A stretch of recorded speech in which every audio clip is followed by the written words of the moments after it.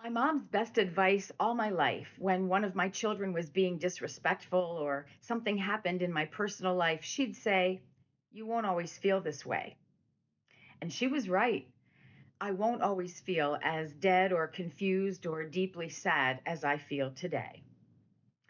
Welcome to Calm in the Chaos Interfaith Center. Today's God Talk is personal because my closest relative, my beloved mama, passed away only 1 week ago. Throughout my life, I've heard that when a person you love dies, a part of you dies too.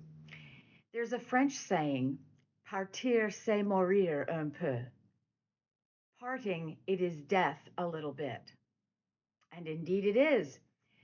That part of the person who shared past events, vacations, moments, mishaps, holidays, birthdays, and family gossip together with you has taken those knowings, those experiences with her.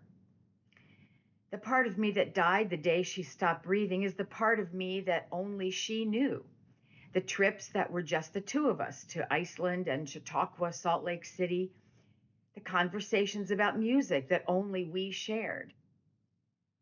I don't know how to live in a world where my mama doesn't live, but I'll figure it out.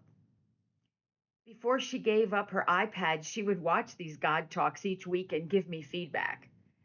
She's the first person I called after every rehearsal and every concert to debrief, to tell her all the crazy little things that happen behind the scenes, the things that singers and audience need not ever know. But she knows because she lived them. She was a professional choral director too. And we shared scores, we passed stage decorations to and from one another's choirs, we performed together many times over the years, and now she has passed over the immortal shore. It's not like I didn't see it coming. I moved to be near her and dad in January 2022, expecting to be a closer part of their lives. Within the first 2 years of my move, they both left their independent living apartments and moved to personal care rooms. And then there was the wheelchair, followed by the power chair, followed by the oxygen tank that accompanied her even into the bathroom stalls when she and I went to a restaurant or a doctor's appointment. She and I had worked on her eulogy and memorial service for several years before her death. She liked planning and controlling events, and this was to be her last hurrah. Just last month, she decided to buy her urn for her ashes. We sat together and perused the thousands on Amazon, with her finally selecting a wooden one so everything would return to nature. There's a tree of life carved in it with little birds all around the tree. Very important to her. Over the years, she and I had had many conversations on religious topics. Having been raised by strict Christians who forbade card playing, alcohol, smoking, and dancing, she questioned that upbringing when she got to college. Her parents believed whatever they read in the Bible and whatever the man in the pulpit said. It was never to be questioned. But in her pioneering, rebellious way, she did question it. And so to her, life after death didn't mean she was necessarily planning to sit with Jesus at God's feet. Life after death meant she wanted us to continue living, having fun, traveling, breaking glass ceilings after she died, our life after her death. Her caregivers at the Willow Valley Community and Lancaster General Hospital were top notch. From the Muslim nursing supervisor who told me she had passed, to the aide emptying the trash, nobody said any of the useless platitudes to me that we sometimes hear at death, like, she's in a better place. Nobody said they knew how I felt, because we can never know someone else's insides. Nobody said it was meant to be or that she's with Jesus now. No, rather, every single person seemed to know exactly what was needed. They were very protective of me.